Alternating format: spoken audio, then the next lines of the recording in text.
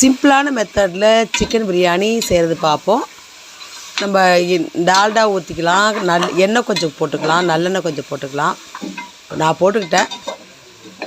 அப்புறம் இஞ்சி பூண்டு பேஸ்ட்டு, கரம் மசாலா, அப்புறம் இந்த பட்டை வகை நான் எப்பொழுதுமே எடுத்து நுணுக்கி வச்சுப்பேன்.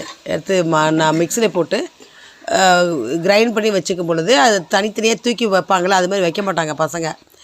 ஸோ அதில் நல்லா பிளெண்ட் ஆகிடும். நல்லா கொஞ்சமாக போட்டாலே போதும், நல்லா வாசம் இருக்கும்.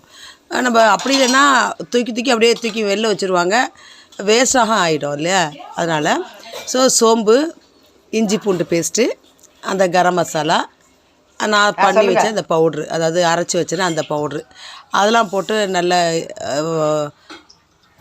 பொன்னிறமாக வறுத்ததும் நம்ம என்ன பண்ணுறோம், நான் சிக்கனை போடுறேன். சிக்கனை போட்டு நல்லா வதக்கி எடுக்கிறேன். வதக்கி எடுத்த பிறகு போதிய அளவு தண்ணி. நான் தயிர் ஆட் பண்ணது இல்லைங்க, நான் தயிர் ஆட் பண்ண மாட்டேன். அது சாஃப்ட்னஸ் கறி கொடுக்கறதுக்காக. பட் நல்லா வேக வச்சு எடுத்துட்டோம்னாலே நல்லாயிருக்கும். ஆனால் நான் என்றைக்குமே நான் தயிர் கேர்டு ஆட் பண்ணதே கிடையாது.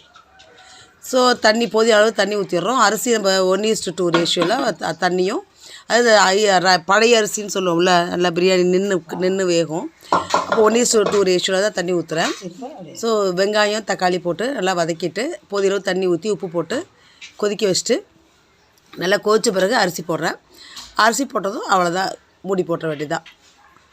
ஒரு விசில் வந்த பிறகு லைட்டாக 2 மினிட்ஸ் தம்மில் வைப்பேன். அவ்வளோதான். தம்மில்னா நான் சிம்மில் வைக்கிறது. இந்த தோசைகள் தம்மெலாம் பண்ணுறதில்ல. நல்லா பொலன்னு ரெடி ஆகிடுச்சு பாருங்கள் சிக்கன் பிரியாணி. இந்த தடவை கறி கொஞ்சம் கம்மியாக போயிடுச்சு. பட் இருந்தாலும் நல்லா தான் இருந்துச்சு. ஸோ சிக்கன் சைட் பை சைடாக நம்ம சிக்கன் கிரேவி பண்ணிட்டேன். அதில் கொஞ்சம் சாஃப்ட்டு கறியெல்லாம், ஈரல், அந்த ஹார்ட்டு, அந்த போனி, இதெல்லாம் அதில் வச்சுக்கிறது. ஸோ சர்வ் பண்ணியாச்சு. சாப்பிடுவாங்க.